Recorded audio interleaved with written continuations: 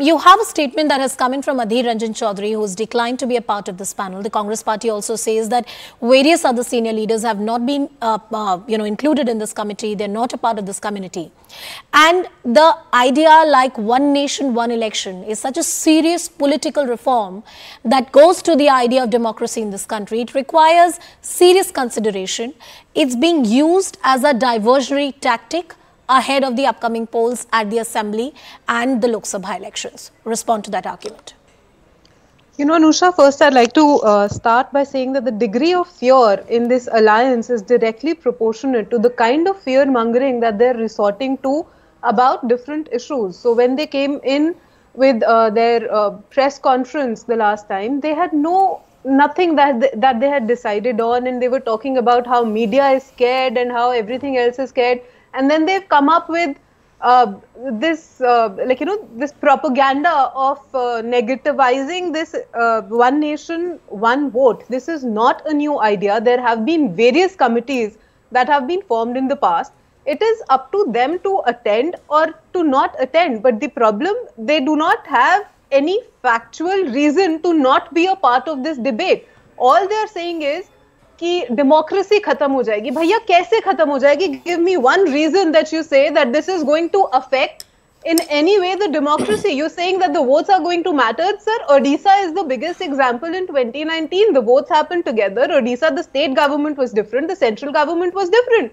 Don't think that the citizens of this country are idiots. Stop treating them like one. You're creating propagandas on something that does not exist. This issue has been in discussion for a very long time. Neither is this being brought up for the first time, nor is it going to be, I hope it is going to be the last time that we're forming committees and we come to a certain conclusion either way. But the problem is, why create a propaganda around something that is definitely going to be a reform for the country towards a better Mathew future? Antony, You're saying it, Mathew Antony. Just 10 seconds, just yes, 10 seconds, Anusha. Yes, They're saying this is going to be, this is one second. a diversionary tactic for the upcoming elections, which is exactly the reason. हर 2 महीने में तो elections हो जाते हैं.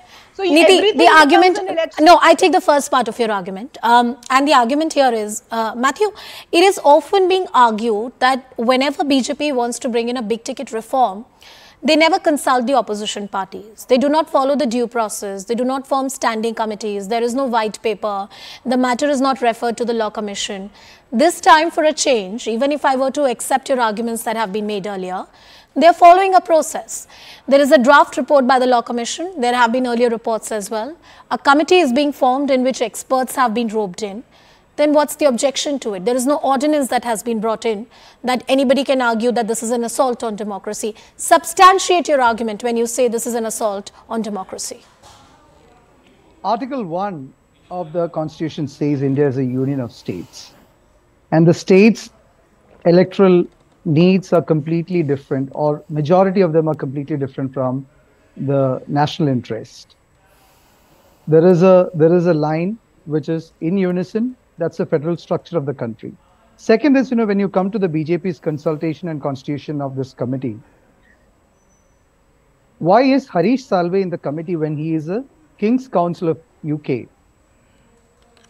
Aren't we compromising on our national security when somebody who is saying advising? Niti, I'll come to you. You make that argument. Let him enlist his objections, and then we'll come to the fact that whether they're reasonable or not. Yes, Mathew, please go ahead. Why there is only one elected representative in the committee? That's only the Home Minister. Why the leader of opposition in the Rajya Sabha is not there in the committee? Why are there not the state political parties leaders in the committee? You have the history of the Constitution Committee of this country. And we have wider consultations. We have representation from all walks of the life. There were diverse views across. There were contradicting views across. But we still put out a constitution from that one, from the Constitution Assembly. We made our constitution. We considered the larger part of the country, all aspects of it. The minorities of the minorities, the insignificant minorities, everybody was considered. The tribal interests were considered. Where is the confidence given by the BJP in such kind of consultations? The agenda itself speaks of the outcome. So Mathew, one interjection. No, one interjection. Yes. So you basically have a problem with the composition of the committee and not the idea per se. Is that correct to say then?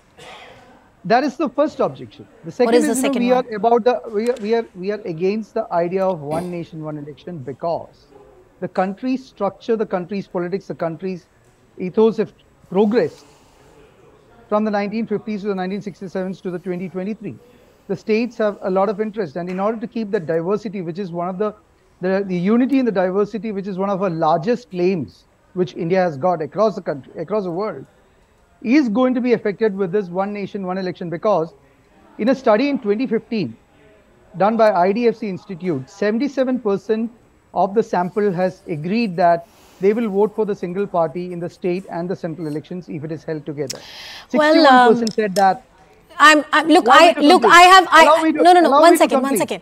I see the point that you're quoting a particular survey that has been, done in this regard. I don't have the survey in front of me. I take your broader point that there is some survey that says that, if there is one nation, one election. Yes, very briefly so that I can bring in others as well. 30 seconds.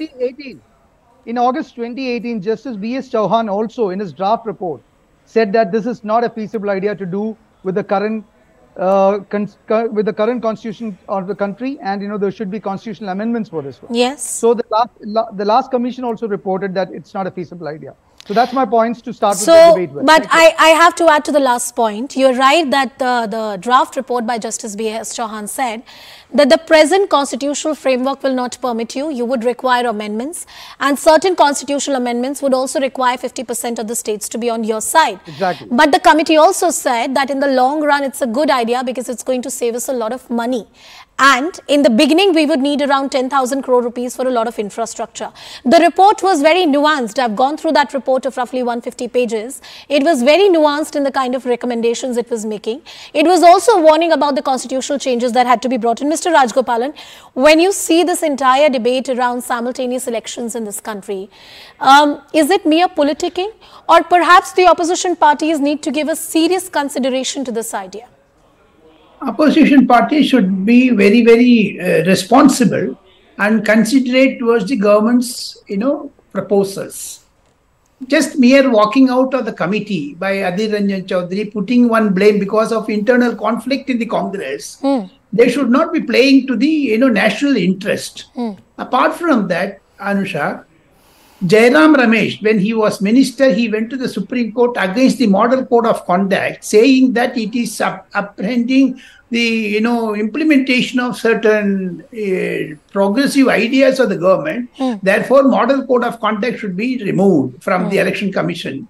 So therefore, Sudarshan Nachiyappan, a Tamil Nadu Congress MP, headed a joint parliamentary committee in which Congress, DMK, TMC, all that India Alliance, alliance members were present. They unanimously passed the resolution, one election, one nation, one election should be considered. So, and they also set certain yardsticks. Apart from that, my understanding of the situation is, after reading 8 editorials today, major daily newspapers, and also for the last 3 days debates, there is a welcome decision by the voters that we need, because we are in digital world. One nation, one poll can be done by one computer. When you can digitally transform money from Delhi to France, Delhi to Singapore, Delhi, anywhere to anywhere. Okay. UPI has come. So therefore, when it is there, Congress is changing its goalpost. Because Mallikarjun Kharge is not there, we walk out.